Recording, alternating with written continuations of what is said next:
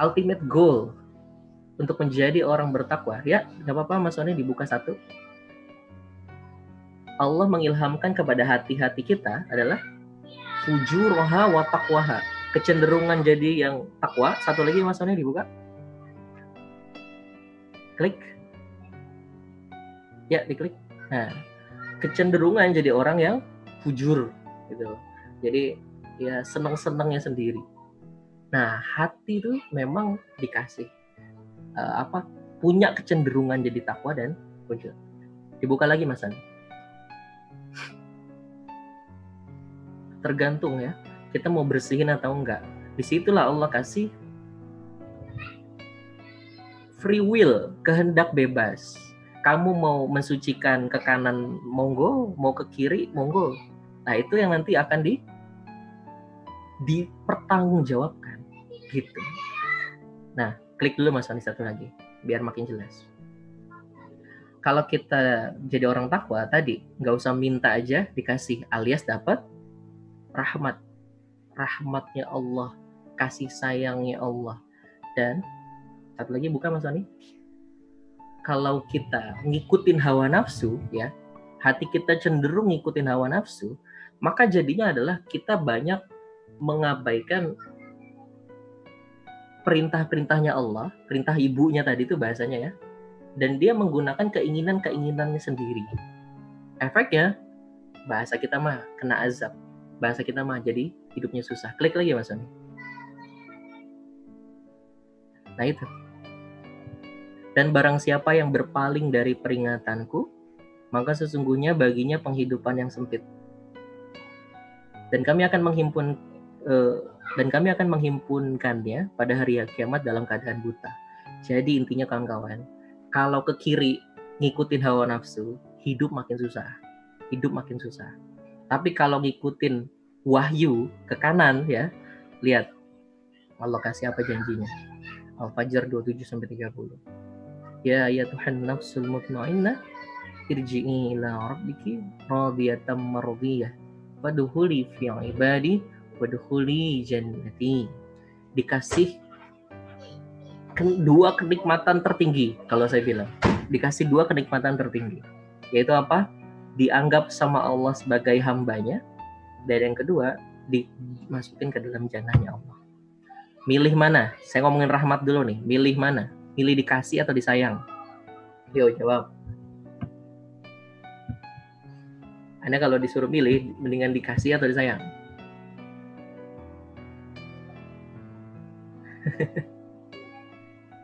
Wah, disayang. Kenapa nggak dikasih? Kok nggak ada yang nulis dikasih nih?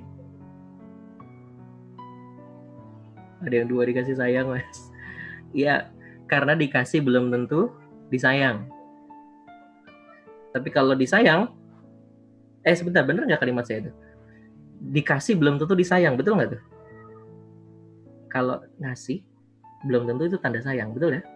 Contoh, lagi makan pecel lele, asik-asik makan pecel lele, kemudian ada pengamen genjreng-genjreng, suaranya nggak enak nih, jreng-jreng-jreng. Kasih nggak? Kasih pengamen itu nggak?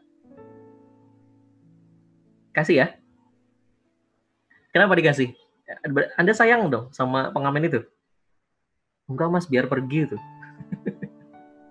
Jadi ketika dikasih sama Allah hari ini, dunia dikasih, jabatan dikasih, mobil dikasih, apapun dikasih. Bahkan bisa jadi doa-doa kita dikasih, kelihatannya dikasih. Belum tentu itu tanda Allah sayang sama kita. Jadi jangan ketipu sama pangkat, jangan ketipu sama pujian orang hari ini, jangan ketipu sama titipan-titipan yang bisa jadi bukan dititipin ya, lagi dijauhin memang, biar cepat pergi. Jadi jangan tertipu dengan itu. Parameter sayangnya Allah bukan itu.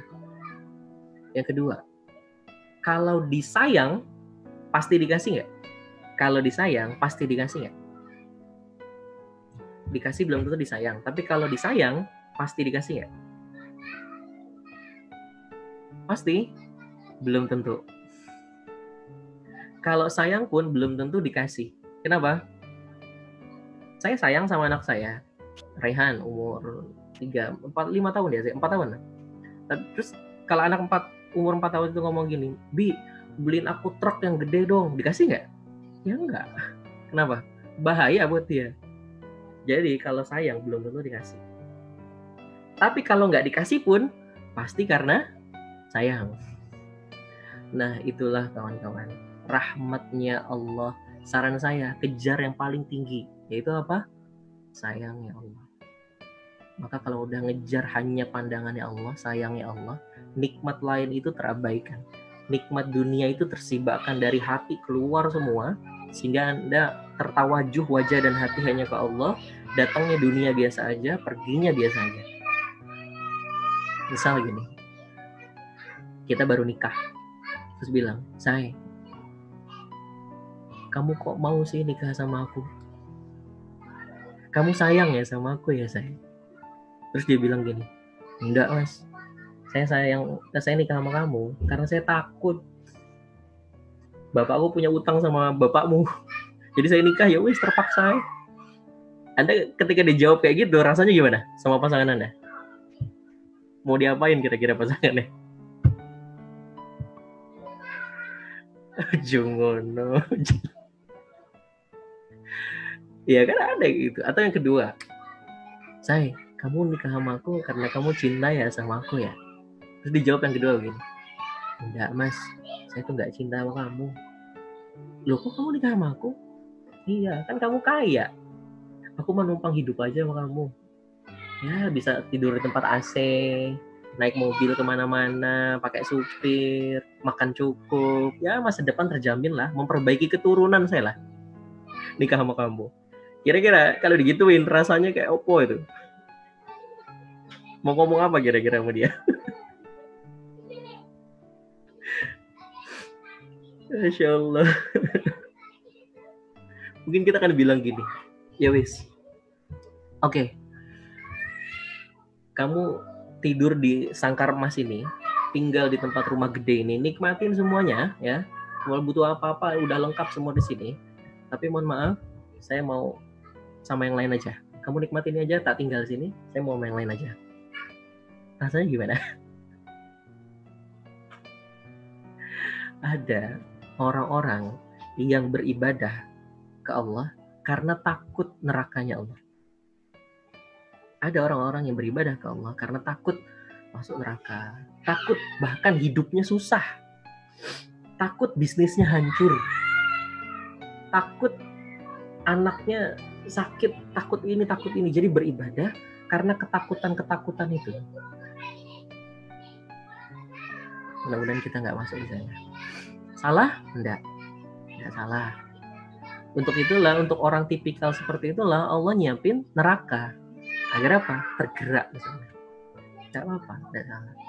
Tapi naik lagi levelnya. Dan ada orang-orang yang beribadah hanya karena pengen dapat surga. Makanya level 2 tuh, masuklah ke dalam jannahku kan gitu ya. Ada orang-orang yang bergerak karena pengen dapat surga. Atau kemudahan-kemudahan dunia gitu.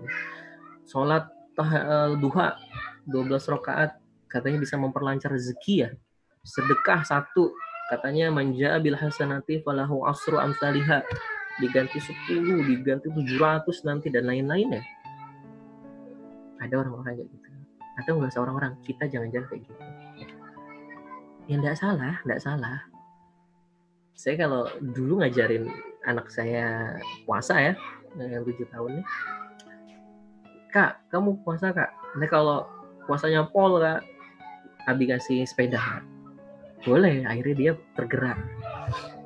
Tapi someday dia udah nggak mau sepedahan lagi. Dia pengen yang level puncak gitu apa? Kebayang nggak kalau kayak gitu? "Say, kamu kok mau nikah sama aku say? Kamu sayang ya?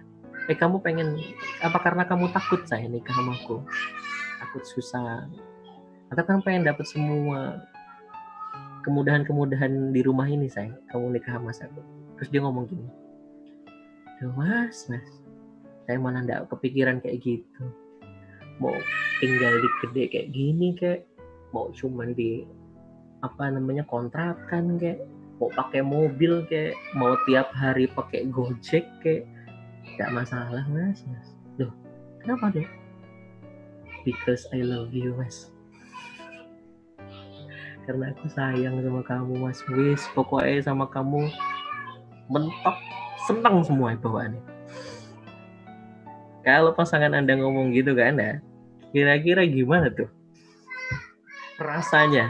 Dan Anda kepikiran apa?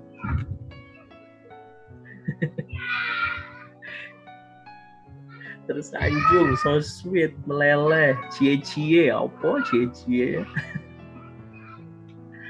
Ya, mungkin kita akan mikir gini, saya, kamu nggak usah minta apa-apa. Nanti kalau aku punya, tak kasih semuanya. Kamu gak usah minta, tak kasih semua. Gitu kan, Pak. Puncak ketakwaan adalah nanti dapat rahmat ya Allah. Dan takwa sangat mudah untuk bisa kita ke-push jadi orang bertakwa yang sesungguhnya ketika takwa kita tidak modus. Takwa kita tidak modus. Takwa kita hanya untuk apa? Mengikhlaskan hati hanya untuk dapat ridhonya Allah. Wis itu tok, itu aja. Gitu.